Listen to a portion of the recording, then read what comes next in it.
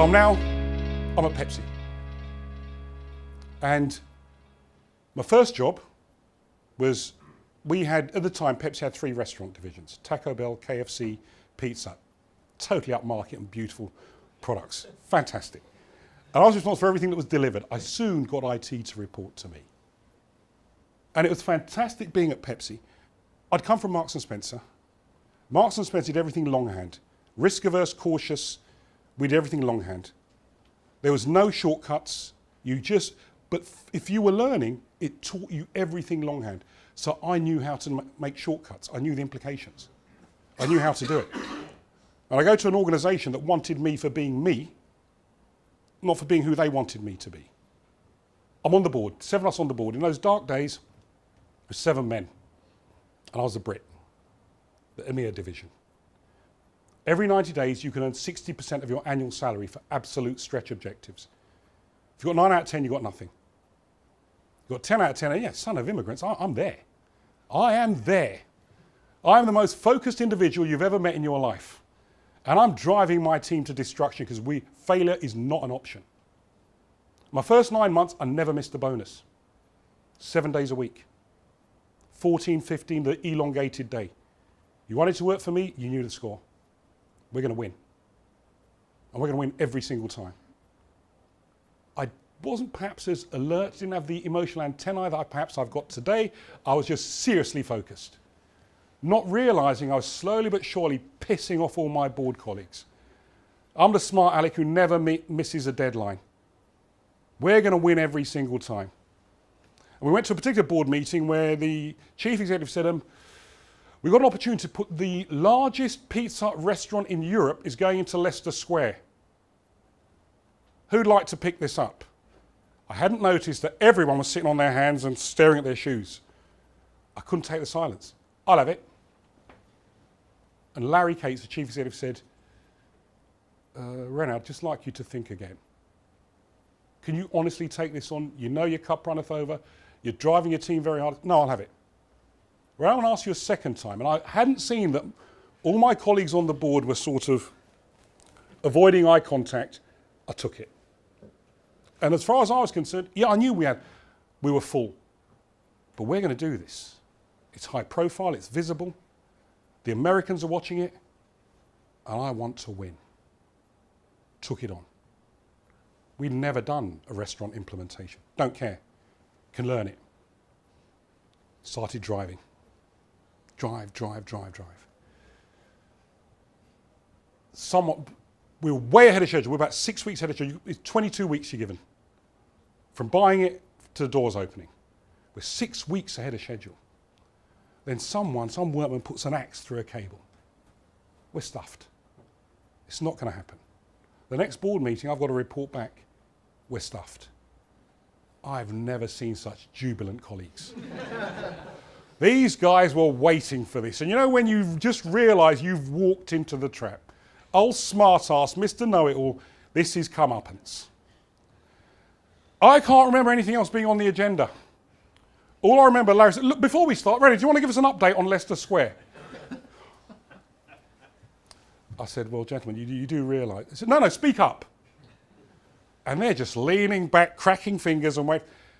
My voice was breaking. You can find humility so quickly. And these guys just, as I said, we're not going to make it. Speak up. We're not going to make it. And they started to throw questions. Why don't you ask for help? It was mission impossible. We all knew it. Why don't you speak to any of us?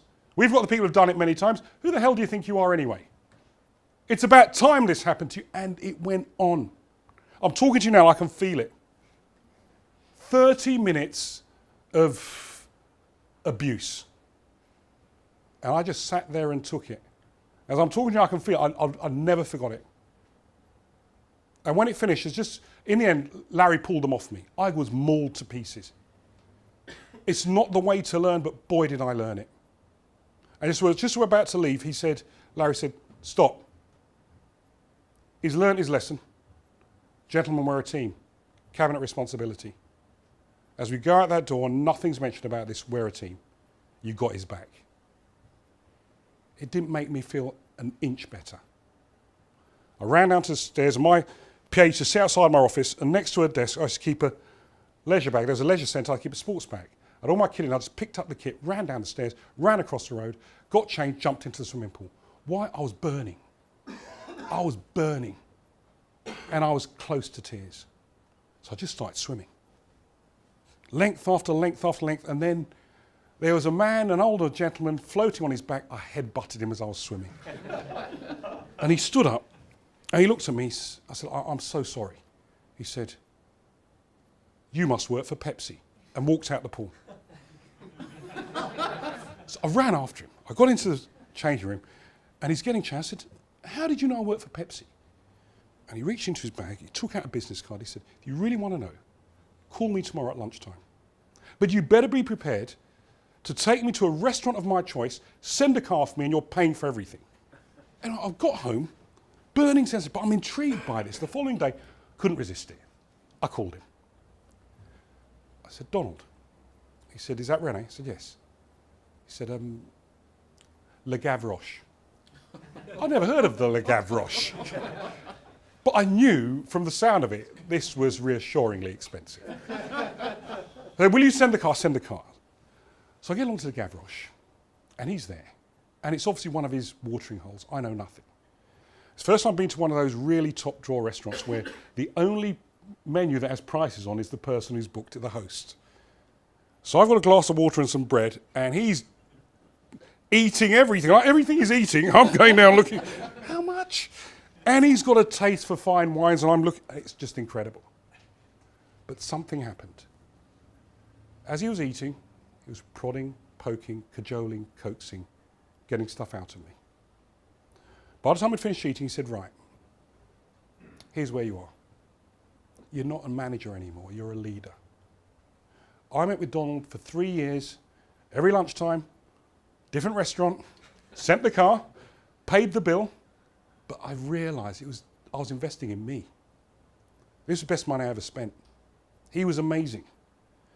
And I thought Joe had got me to a level. Donald took me somewhere completely different. I was later to find out that he'd been a board director at Tesco in the early 60s. There was nothing about the boardroom, about leadership that he just didn't know. And he had a charm, he had an eloquence, he could articulate. It was a language that I'd never come across before. And I just couldn't get enough of this. I don't care what the bill was. Donald, Donald. Then after 3 years, we had lunch and he said to me, time for you to move. You've got nothing more to learn here. You're going to get a call tomorrow. Be positive about that call. It's your future. And this was IPC magazines, it's IPC Media Today. And they were looking for a publishing director. What did I know about publishing? I was fast-moving consumer goods, I'm a retailer. But Donald said it was going to be right, so it was right. I joined.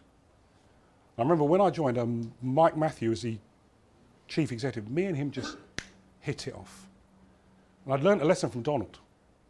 One of the most important points about the decision-making process and taking a job is your boss.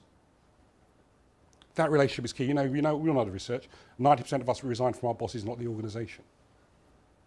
I was everything Mike wanted. I was everyone else. The average length of the service on the board of IPC Media was 22 years. They'd all been steeped in magazines. It was called euphemistically the Ministry of Magazines. We're so old, so slow, so inward-looking. A new upstarts, the EMAPs, the Nat Mags, the Condé Nast were running rings around us. He wanted someone from outside the industry, and coming from Pepsi, he wanted to challenge a brand. By now, I'm super confident. I'm no longer the introvert. I'm not the mouse at the back of the room. I'm supercharged confident. And in fact, I would say fearless. I didn't know about magazines, didn't care I can learn that. I didn't know about the heritage, didn't care I could learn that. The bit I did have, I had an insight into the internet. Magazines hadn't migrated online then. No one talked about content, no one talked about distribution. But I had an idea. He gave me the women's monthlies. We had Marie Claire, we had Woman at Home, we had some fantastic monthlies, the glosses. And I started running a publishing outfit. Never done it before. It was the cash cow, started to make money. Then I got sport, then I got music. Then the IT director got sacked, I took over that as well. I wanted it all. Why? We can shape the future. We took NME online. The first ever magazine in the UK to go online was NME, NME.com. Christmas 1997, we're at a board meeting, and I remember suggesting, what about a management buyout? We're a wholly owned subsidiary of Reed Elsevier, 22 businesses, 21 of them are B2B, we're the only B2C. And I'm having the conversation saying, most of my colleagues didn't know what an MBO was. We raised £860 million. Each one of us on the board owned 1% each. And January 2000, we sold it for £1.1 billion to Time Warner, which is when I left. And if I think back, CIO on the board, and I say this with I was by far the most aggressive, by far the most risk embracing. They would never have wanted to change the game. Within 3 months of going under private equity, we closed 22 magazines. I had to close them. No one else, the heritage guys couldn't do it. We closed them. This is the commercial world. It ain't about implementations, it's about the business. Then, just before, the year before I left, I got a call. It's a news agent, Golders Green. Can I speak to René Carayol? Yes. Said, I own a news agency in Golders Green. Wanted to let you know, Donald said if anything should happen to him, I should call you and let you know. By now, he says, Donald passed away last week. Said, funeral's on Saturday morning. Synagogue. I didn't know Donald was Jewish. Imagine having a mentor who knew everything about me. Guess how that made me feel? I turn up. There's me and the news agent, hardly anyone else. Donald lived alone with his mother until his mother passed away, then he lived alone. Never married, didn't have any children. I didn't know that. Yet we were as close as hell. News agent told me Donald was gay. I didn't know that. He's my mentor, gave me everything. Didn't know that. So that moment I thought, you know that moment when you can't live with yourself? But I thought, whatever happens, I'm going to mentor whoever I can. Because there is a moment in our lives, in our careers, when we don't quite believe in ourselves. It happens to all of us. And there's someone somewhere who takes that moment to believe in you is worth $1 trillion. And for Donald, I do, this is my team, and I do 30, 40. New technology means you can do them. I've got people I mentor who live in Botswana, who are in Ghana, in Washington, DC.